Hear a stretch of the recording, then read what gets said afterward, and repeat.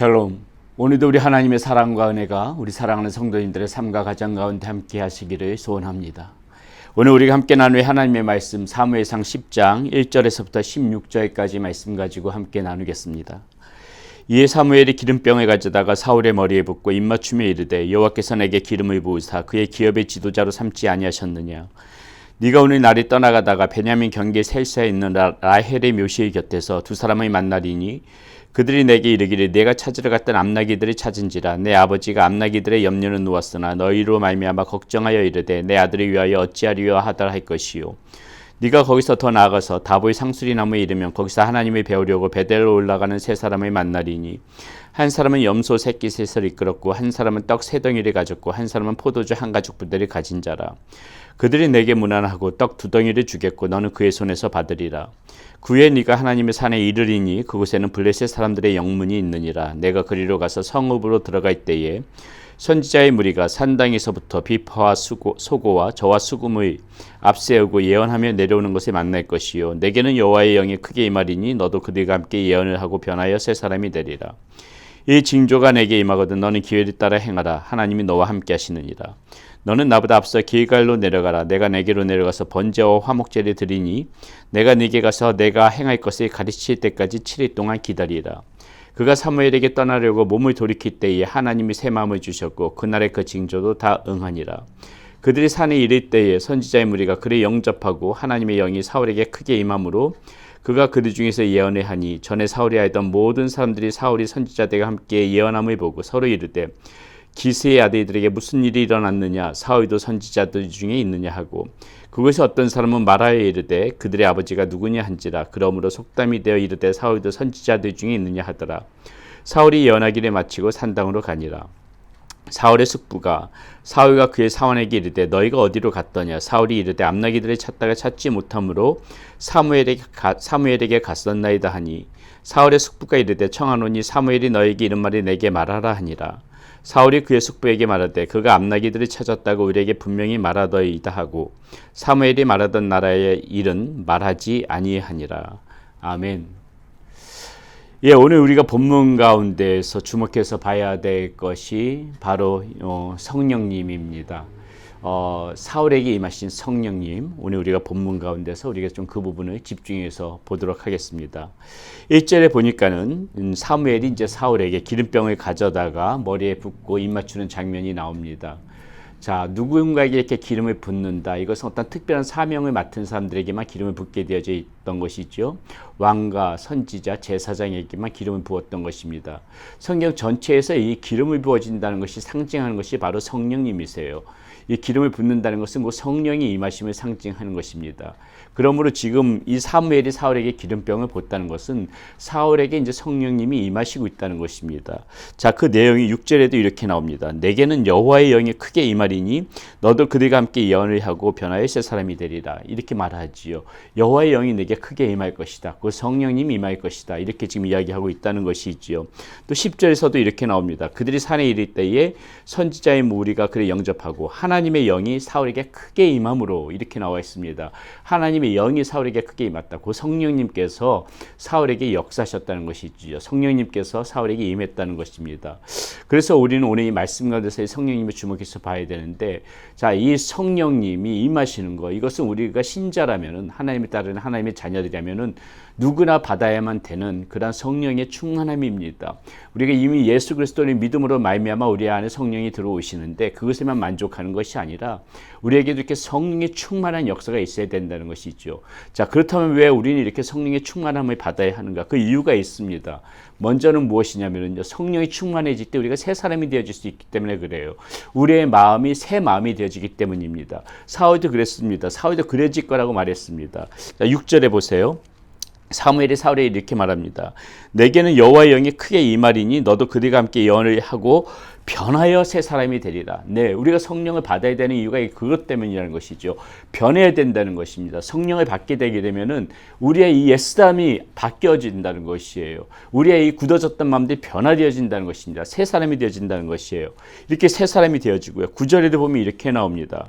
그가 사무엘에게 떠나려고 몸을 돌이킬 때에 하나님이 새 마음을 주셨고, 예, 성령을 받으면 우리의 마음이 이렇게 새로워진다는 것입니다. 여러분, 그래가지고 사도 바울도 에베소서 4장에서 굉장히 유명한 말이죠. 22절에서 24절 하는 말씀을 한번 들어보세요. 너희는 유혹의 욕심에 따라 썩어져가는 구습에 따르는 옛사람을 벗어버리고 오직 너희의 심령이 새롭게 되어 하나님에 따라 의와 진리의 거룩함으로 지심을 받은 새 사람의 입으라. 이렇게 지금 이야기하고 있다는 것입니다. 썩어져가는 그 유혹의 그 구습, 옛사람을 벗어버리고 이렇게 뭐라고 합니까? 성령으로 인하여서 이렇게 새 사람의 입어라. 의와 진리의 거룩함으로 입은 새 사람의 입어라. 그 성령으로 충만해져라. 이 얘기죠. 성령으로 변화되어져라. 지금 사도 바울은 그것을 권면하고 있는 것입니다. 그러나 여러분, 우리가 앉아서만 성령을 기다리는 것이 아니라 우리가 이렇게 썩어져가는 구습, 유혹의 욕심에 따라 썩어져가는 구습을 버리려고 하는 그러한 우리의 나름대로의 의지도 우리가 있어야 돼요. 우리가 성령 받기를, 성령으로 충만해지기를 소원하면은요, 우리 역시도 이렇게 썩어져가는 구습을 벗으려고 하는 그러한 의지가 있어야 된다는 것입니다. 에베소서에서 사도 바울이 이 이야기를 하기 전에 뭐라고 그래요? 이 욕심에 따라 썩어져가는 구습이 무엇이라고 하고 있습니까? 에베소서 4장 18절에 보면은 그 유혹의 욕심에 따라 썩어져가는 그 구습이 무엇이냐면요, 마음이 굳어지는 것이라 그래요. 이 마음이 굳어지는 것. 이 우리의 마음 가운데서 은혜를 사모하지 못하고 마음이 닫혀져 있고 마음이 돛짝처럼 차갑고 이렇게 마음이 굳어진 상태가 바로 이 유혹에 따라, 이 욕심에 따라 썩어져가는 그런 구습이라고 지금 이야기하고 있는 것입니다. 또 19절에서 뭐라고 이야기하냐면요, 이 썩어져가는 구습이 방탕에 방임한 상태로 그렇게 살아가는 것이다. 내가 지금 살아가는 삶 가운데서 거룩함을 잃어버리고 그렇게 지금 방탕한 가운데서 있으면서도 그것에 대해서 태연하게 살아가는 거, 그것에 대해서 빠져나올 생각을 하지 않고 회개하지 않고 그 방탕한 그 상태 그대로 살아가는 그런 모습이 그 유혹의 욕심에 따라 썩어져가는 그런 구습이라는 것입니다. 이런 것에서 벗어나고자 할 때 이런 것들을 싫어하고 미워하면서 이러한 상태에서 우리가 깨트리고 나오려고 할 때 성령님께서도 우리 가운데서 역사하여져서 우리가 의와 진리의 거룩함을 입은 그런 새 사람, 성령으로 변화되어지는 그런 새 사람, 새 마음을 갖는 그런 사람이 되어질 수가 있다는 것입니다. 왜 우리가 성령을 받아야 한다고요? 왜 우리가 성령으로 충만해져야 한다고요? 이렇게 우리가 새 사람, 새 마음을 가진 그러한 사람으로, 그러나 하나님께서 기뻐하시는 사람으로 변화받기 위해서 우리는 반드시 이 성령의 충만함을 사모해야 되는 것이고, 오늘도 우리는 성령을 찾아야 된다는 것이죠. 자, 성령을 받아야만 하는 또 다른 하나의 이유가 있습니다. 그것이 어떻게 나오냐면요, 7절에 이렇게 말해요. 사무엘이 이야기하는 거 보세요. 이 징조가 내게 임하거든 너는 기회를 따라 행하라. 하나님이 너와 함께 하시느니라. 이렇게 말하고 있어요. 자, 여기서 기회를 따라 행한다는 말이 무엇이냐면요, 하나님의 인도하심을 잘 받아야 된다. 지금 이 말이라는 것입니다. 하나님의 인도하심을 잘 받으라. 자, 우리가 성령으로 이렇게 충만해지면은요, 기회를 따라 행하는 거, 하나님의 인도하심을 잘 받을 수 있는 그런 센스와 감각이 생긴다는 것입니다. 하나님의 말씀하시는 것을 민감하게 들을 줄 아는 귀가 열린다는 것이에요. 하나님의 길이 어디 있는지 그것을 볼 수 있는 눈이 열린다는 것입니다. 그렇기 때문에 우리가 성령의 충만함을 받아야만이 우리가 이 기회를 따라 행할 수 있는 것, 곧 하나님의 인도하심을 받고 지금 이렇게 하나님이 함께 하시는 그 길을 걸어갈 수 있는 그런 힘이 생긴다는 것입니다. 우리의 의지대로 되어지는 것이 아니라 우리가 성령이 충만할 때 하나님이 이끌어 가시고 인도해 가시는 그 길에 순종하며 우리가 따라갈 수가 있다는 것입니다. 그 인도하심이 무엇인지 알아차릴 수 있는 그런 영적 센스가 우리의 마음 가운데, 생각 가운데 생긴다는 것입니다. 그렇기 때문에 이 성령의 충만한 역사가 우리에게 필요하다는 것입니다. 오늘도 사랑하는 성도님들 살아가시면서 성령님을 생각하세요. 성령님을 사모하세요. 그리고 성령님을 간절히 찾으십시오. 성령님을 찾을 때 우리가 새 사람, 새 마음을 가진 사람으로 변화되어질 수 있습니다. 우리가 성령님을 찾을 때 성령님의 그 인도하심을 잘 받아서 살아갈 수가 있습니다. 오늘도 그렇게 살아가는 우리 사랑하는 성도님들이 되시기를 바라겠습니다. 기도합니다. 살아계신 아버지 하나님, 오늘 이 사울에게 성령이 임하는, 이 사무엘을 통해서 성령이 임하는 그러한 역사, 그리고 하나님께서 성령을 부어주시는 그 역사를 우리가 오늘 말씀 가운데서 살펴봤습니다.